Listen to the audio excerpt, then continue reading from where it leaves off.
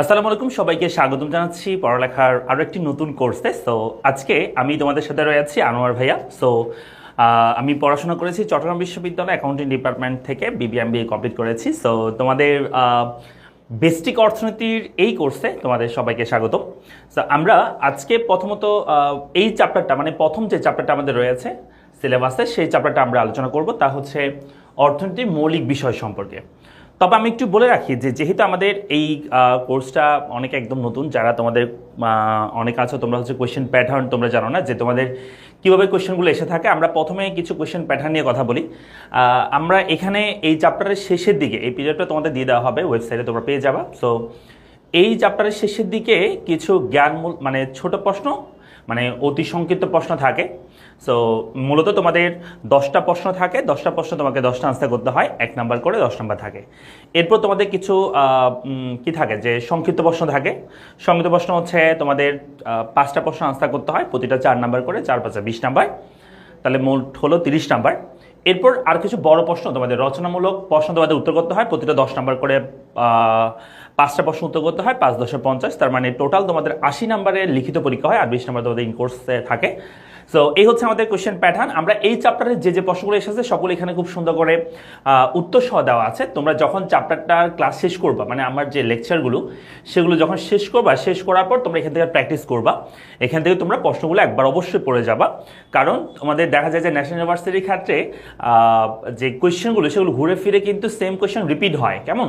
So সে কারণে এই কোয়েশ্চেনগুলো যদি ভালো করে দেখে যেতে পারো, এখানে অনেকগুলো কোয়েশ্চেন আমি দিয়েছি, সবগুলো যদি তুমি ভালো করে দেখে যেতে পারো তাহলে কিন্তু তোমার ইনশাল্লাহ কমন পড়ে যাবে, 100 কমন পড়ে যাবে ইনশাল্লাহ। ঠিক আছে? তো আমরা সবাই একদম শুরু থেকে শুরু করি কোর্সটা। সো চলো আমরা শুরু করি।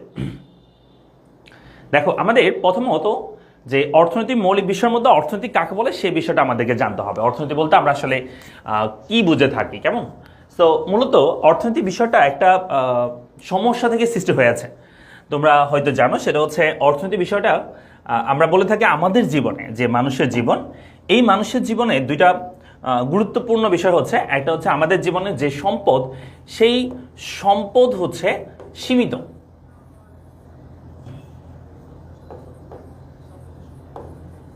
সীমিত আমাদের সম্পদ হচ্ছে সীমিত। কেন সম্পদ সীমিত? কারণ তোমরা জানো যে আমাদের লাইফে যে রিসোর্সগুলো আছে সেগুলো কিন্তু আনলিমিটেড না, আমাদের লাইফের রিসোর্সগুলো কিন্তু সীমিত থাকে, তাই তো?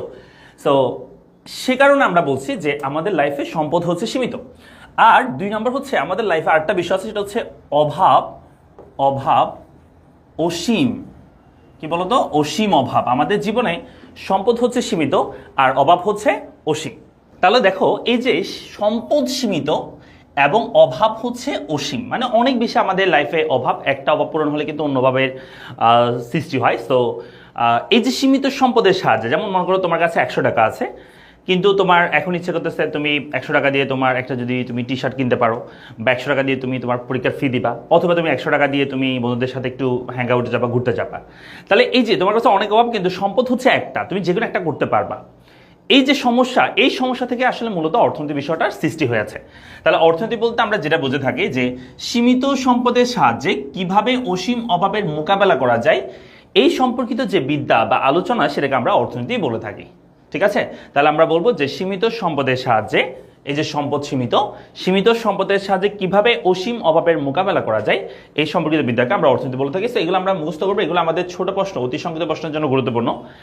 আর কিছু বিষয় আছে, যেমন ধর এখানে এই যে আমরা অর্থনীতি পড়তেছি, এই অর্থনীতি বিষয়টা আসলে এটাকে আমরা আগে অর্থশাস্ত্র বলতাম, কেমন? অর্থনীতি বিষয়টাকে। তো এই অর্থশাস্ত্রের চর্চা শুরু হয় প্রাচীন গ্রিসে, কেমন? প্রাচীন গ্রিসে অর্থশাস্ত্রের চর্চা শুরু হয়। এই তাই বেশিরভাগ ইকোনমিক্সের টার্মগুলো, যেমন ইকোনমিক্সের বিভিন্ন যে শব্দগুলো সেগুলো কিন্তু গ্রিক শব্দ থেকে এসেছে, কারণ প্রাচীন গ্রিসে কিন্তু এই অর্থশাস্ত্রের চর্চা শুরু হয়। হ্যাঁ, অন্যান্য যেমন কিছু ল্যাটিন শব্দ থেকে এসেছে, তবে বেশিরভাগ হচ্ছে গ্রিক শব্দ থেকে এসেছে। তো ইকোনমিক্স এই শব্দটার বাংলা পরিবেশ হচ্ছে আমরা অর্থনীতি বলে থাকি, যেটাকে আমরা বাংলা বলি ইকোনমিক্স, বাংলা বলে অর্থনীতি বলে, আর ইংরেজি বলে ইকোনমিক্স বলে থাকি। সো ইকোনমিক্স শব্দটা একটা গ্রিক শব্দ, ঐকোনমিয়া থেকে এসেছে। এই ঐকোনমিয়া শব্দটা একটা কি শব্দ? গ্রিক শব্দ। এর অর্থ হচ্ছে গৃহস্থ বা গৃহ পরিচালনার বিষয়। তাহলে ঐকোনমিয়া শব্দের অর্থ কি বলো? গৃহস্থ বা গৃহ পরিচালনার বিষয়। এরপরে হচ্ছে অর্থনীতির জনক হচ্ছে অ্যাডাম স্মিথ, আর আধুনিক অর্থনীতির জনক হচ্ছে পল স্যামুয়েলসন। এই অ্যাডাম স্মিথকে আমরা বলি ক্লাসিক্যাল অর্থনীতিবিদ কেমন।